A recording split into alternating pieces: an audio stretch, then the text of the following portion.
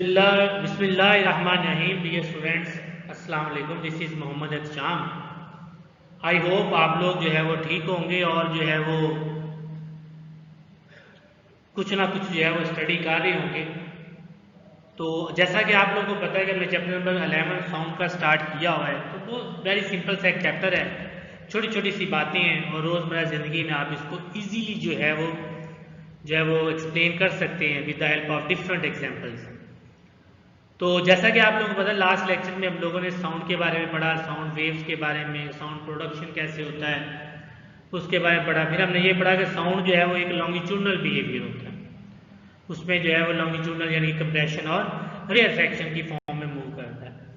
तो उसके बाद फिर हमने एक्टिविटी देखी ट्यूनिंग फोक की। तो ट्यूनिंग फोक जो है वो एक सिंपल सा एक अपरेटस होता है जिससे हम क्या करते हैं, ईजिली साउंड को जो है वो प्रोड्यूस कर सकते हैं। तो फिर हमने उसको चेक भी कर सकते हैं पेंडुलम की मदद से, वाटर की मदद से। तो डिफरेंट इसकी जो एक्टिविटीज़ हैं जो हमने पहले लास्ट लेक्चर में जो है वो डिस्कस की है। आज जो मैंने टॉपिक आप लोगों से डिस्कस करना है उसमें लाउडनेस है, पिच है और क्वालिटी है। डिफरेंट इसकी फैक्टर्स हैं, बहुत सिंपल सी हैं, आपने गौर से देखना है, गौर से सुनना है, क्योंकि इसमें मैं आप कोशिश करूँगा कुछ जो है वो ज़्यादा एग्जाम्पल दूँ क्योंकि आपको ईजिली इस चीज़ का समझ लगे। तो लाउडनेस की अगर बात करें तो लाउडनेस बेसिकली जो है एक ऐसी प्रॉपर्टी होती है जो क्या करती है, लाउड और फेंट साउंड में क्या करती है, डिफ्रेंशिएट करती है। ठीक, तो मतलब क्या, ऐसा फैक्टर जो क्या करता है लाउड और फेंट साउंड में डिफ्रेंशिएट करता है। इसके तीन फैक्टर्स होते हैं। एक फैक्टर इसका एम्पलीट्यूड होता है, दूसरा उसका एरिया होता है और तीसरा इसका डिस्टेंस होता है। तो सबसे पहले हम एम्पलीट्यूड की जो है वो बात कुछ सुन लें थोड़ी सी। एम्पलीट्यूड बेसिकली क्या होता है, लेट्स सपोज करेंगे अगर ये वेव है तो वेव जो है वो ऐसे मूव करती है आप लोगों को। तो अगर सपोज करेंगे ये, अब एम्पलीट्यूड क्या होगा, एम्पलीट्यूड जो है वो मैक्सिमम डिस्टेंस होगा फ्रॉम द मेन पोजीशन से जो मैक्सिमम डिस्टेंस होगा उसको हम क्या कहते हैं, एम्पलीट्यूड कहते हैं। ठीक है, वो स्प्रिंग में भी हो सकता है, वो पेंडुलम में भी हो सकता है, वो आपको बॉल एंड बाउल में भी हो सकता है, वो वेव। तो ये ऑसिलेटिंग में हम इसको जो है वो देखते हैं। फिर हम एरिया की बात करेंगे, फिर डिस्टेंस की बात करेंगे। तो सबसे पहले हम जो है वो एम्पलीट्यूड की अगर बात करें तो एम्पलीट्यूड जो है वो ये चीज़ ध्यान रखें कि लाउडनेस जो है वो डायरेक्टली प्रोपोर्शनल होती है एम्पलीट्यूड की। अगर एम्पलीट्यूड जो है वो कम होगा तो लाउडनेस भी क्या होगी, कम होगी। अगर एम्पलीट्यूड ज़्यादा होगा तो लाउडनेस भी क्या होगी, वो ज़्यादा होगी। एम्पलीट्यूड कम है, लाउडनेस कम, एम्पलीट्यूड ज़्यादा, लाउडनेस ज़्यादा। इसका मतलब लाउडनेस जो है वो directly proportional to the amplitude होता है।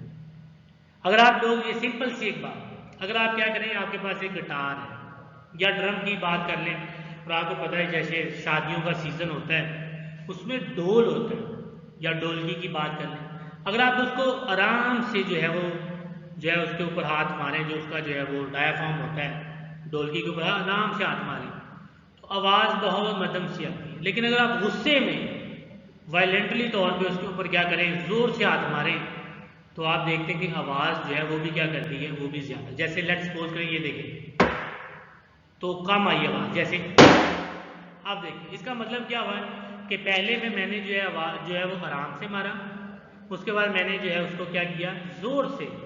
तो आप देखिए कि आवाज़ जो है जितना ज़्यादा आप वायलेंटली मारेंगे उतना ही ज़्यादा जो है वो लाउडनेस क्रिएट होगा।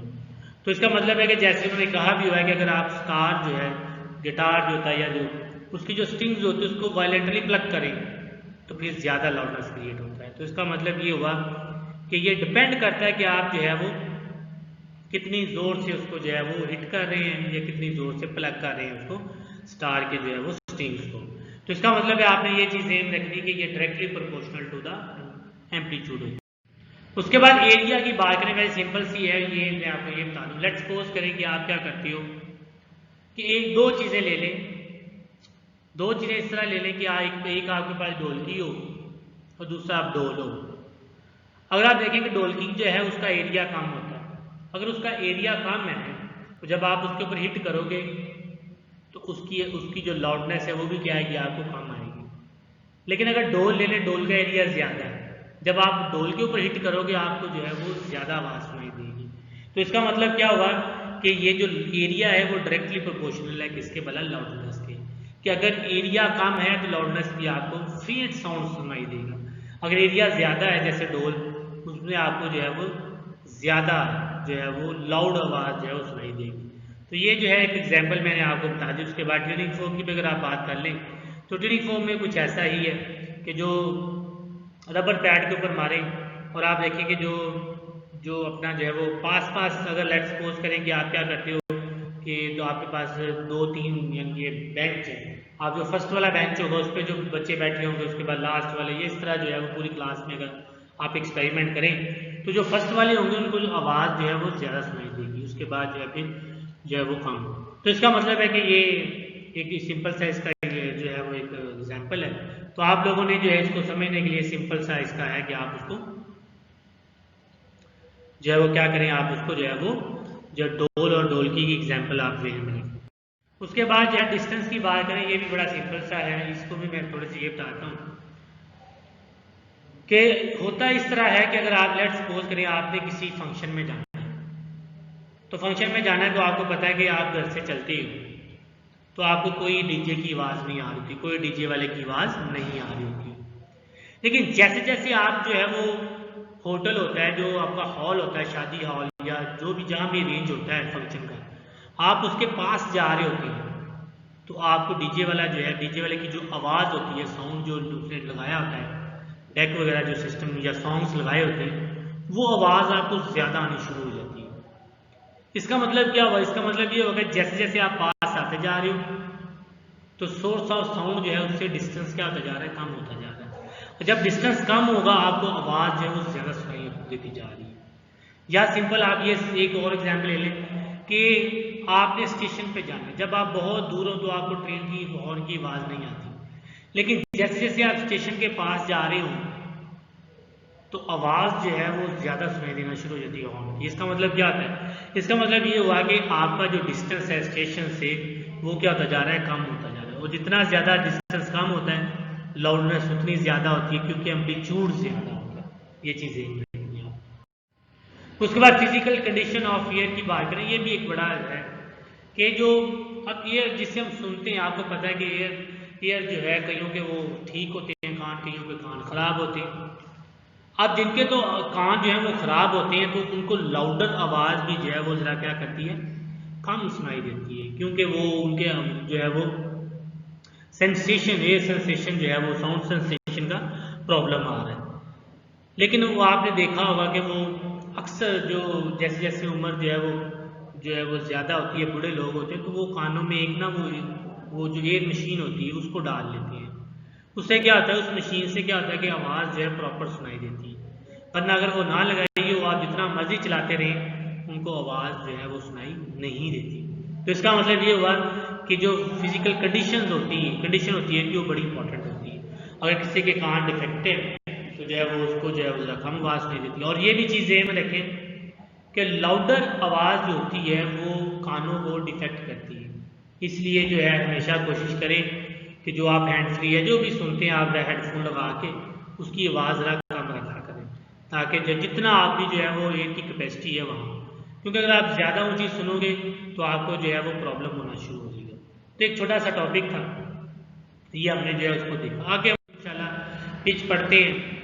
पिच की स्टेटमेंट कुछ इस तरह है कि ये ग्रेव और श्रील आवाज़ में जो है वो डिस्टेंस करती है। अब श्रील आवाज़ जो है ये क्या होती है कि यानी कि तेज़ आवाज़ होती है, जो जैसे गर्ल्स की जो आवाज़ है बड़ी श्रील होती है क्योंकि उसकी फ्रिक्वेंसी भी आप डिपेंड करता है। तो पिच जो है ये इसकी डिपेंडेंस जो है फ्रिक्वेंसी के ऊपर होती है। अगर हाई पिच होगा फ्रिक्वेंसी भी हाई होगी, अगर लो पिच होगा तो फ्रिक्वेंसी भी क्या होगी, लो। जैसे एग्जांपल देख लें कि लो फ्रीक्वेंसी के ऊपर जो है लो पिच है, मतलब फ्रीक्वेंसी क्या होती है, नंबर ऑफ वेव पासिंग होती है जो जिनो टाइम में, उसको हम क्या कहते हैं, फ्रीक्वेंसी कहते हैं। आप देख लें कि जो लेडीज़ हैं उनकी आवाज़ ज़्यादा श्रील होती है, उनकी पिच भी ज़्यादा होती है, यानी कि श्रील वो ज़्यादा तेज़ आवाज़ होती है। इसलिए जब लेडीज़ रो रही होती हैं तो वो आप खुद ही समझ लें कि एक एक मिनट में कितना कितना बोल जाती है। तो इसलिए जो है वो इनकी आवाज़ थोड़ी सी ज़रा श्रील होती है। क्यों श्रील होती है? क्योंकि इनकी फ्रिक्वेंसी ज़्यादा होती है। क्योंकि जहाँ लेट्स सपोज के एक सिंपल सी एग्जांपल मैं देता हूँ आपको कि जो जैसे एग्जांपल भी लिखी है, फ्रिक्वेंसी एक आदमी की जो बोलने की फ्रिक्वेंसी बड़ी कम होती है। जैसे लेट्स सपोज करें एक एग्जांपल समझाने के लिए कि एक आदमी जो है वो 1 मिनट में सिर्फ 5 वर्ड बोल रहा है, इसका मतलब उसकी फ्रिक्वेंसी 5 है। अब जो एक लड़की है वो 1 मिनट में 10 वर्ड बोल रही है, इसका मतलब क्या है कि उसकी फ्रिक्वेंसी ज़्यादा है। तो ये समझाने के लिए आपको बताया कि जितनी भी जो है वो ऑसिलेशन होती है, नंबर ऑफ ऑसिलेशन पर सेकेंड में, उसको हम फ्रीक्वेंसी कह देते हैं। तो औरतों की जो है वो आवाज़ श्रील होती है क्योंकि उनकी फ्रीक्वेंसी जो है वो ज़्यादा होती है। उसके बाद क्वालिटी की बात करें तो क्वालिटी जो है ये डिफरेंस करती है लाउडनेस और पिच में, कि लाउडनेस और पिच में जो डिफरेंस होता है उसको क्वालिटी कहते हैं। और इससे तो बड़ा क्वालिटी से तो बड़ी बात खूबी से आप वाकफ़ होंगे उस वजह से, क्योंकि जब भी हम बाज़ार जाते हैं कोई भी चीज़ लेने तो हम सिंपल से ये पूछते हैं कि इसकी क्वालिटी कैसी है। इसका मतलब है बेसिकली हम जो है वो उसमें डिफरेंस कर रहे हैं, उसकी फ्रिक्वेंसी। कोई भी चीज़ ले लें, हेडफोन ले लें या कुछ भी आप जो है वो साउंड सिस्टम खरीदने जाते हैं तो आप उसको पूछते हैं इसकी क्वालिटी कैसी है। तो क्वालिटी का मतलब होता है कि आप ये पूछना चाह रहे हो कि इसकी फ्रिक्वेंसी कितनी कैसी है, ज़्यादा आवाज़ तो नहीं श्रील होती इसकी लाउडनेस कैसी है। तो ये सारी चीज़ें आप जो है इसमें डिफरेंस करते हैं। तो ये छोटे से छोटे टॉपिक हैं, आप लोगों ने इसको जो है वो ज़रा अच्छे से देखना है। तो एग्जाम्पल जो है वो ये इसको ज़रा देख लीजिएगा कि ये जो है ये एक लड़का जो है वो while standing outside a room we can distinguish between the notes of piano and flute. वो कहता है अगर एक रूम में जो है वो पियानो और फ्लूट बज रहा हो तो आप रूम के जो है वो बाहर खड़े होकर बता सकते हैं कि ये इसमें जो है वो फ्लूट कौन सा पियानो। बेसिकली वो इसलिए बता सकते हैं क्योंकि आप जो है उसकी फ्रिक्वेंसी जो है उसको जो है वो अपना जो है वो क्या करते हैं सेंसेशन कर रहे होते हैं और साथ उसकी लाउडनेस को। तो उम्मीद करता हूँ आपको जो है ये टॉपिक जो है क्लियर हो चुका होगा। बहुत सी सिंपल सी एग्जांपल्स हैं जो रोज़मर्रा ज़िंदगी में हम यूज़ करते हैं, उससे समझाने की कोशिश की आपको। अगर फिर भी कोई मसला मसाइल होएगा तो फिर पूछ लीजिएगा। अपना बहुत सारा ख्याल रखिएगा। अल्लाह।